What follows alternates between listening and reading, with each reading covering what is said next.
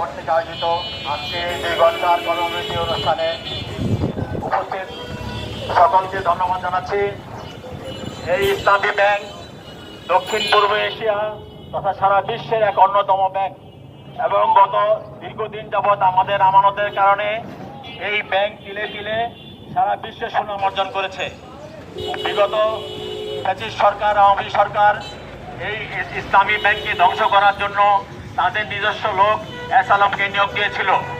তারা সেই এস আলম লক্ষ কোটি টাকা এই দেশ থেকে বিদেশে পাচার করে এই ব্যাংকটাকে এবং ইসলামী ব্যাংকের সুনামকে ধ্বংস করতে চেয়েছিল এবং ধ্বংস করেও দিয়েছিল প্রায়।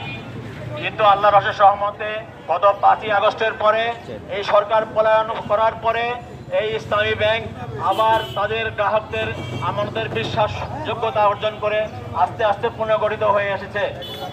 এখন এই সরকার এবং ভারতের সেবাদাস বা দেশদ্রোহী যারা আছে তারা মিলে এই ইসলামী ব্যাংককে আবার ধ্বংস করার জন্য সেই এস আলমের লোককে আবার এই ব্যাংকের চেয়ারম্যান, এই ব্যাংকের চেয়ারম্যান নিয়োগ দিয়েছে।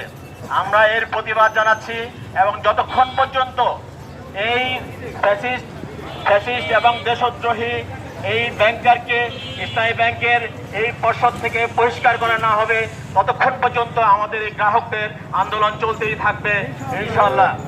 আমরা তাকে পদত্যাগ করে ছাড়ব। বেআইনিভাবে নিয়োগ দেওয়া এই ইসলামী ব্যাংক বিরোধী, বাংলাদেশ বিরোধী এই সকল পর্ষদের লোকদেরকে আমরা পরিষ্কার করে ছাড়বো ইনশাআল্লাহ।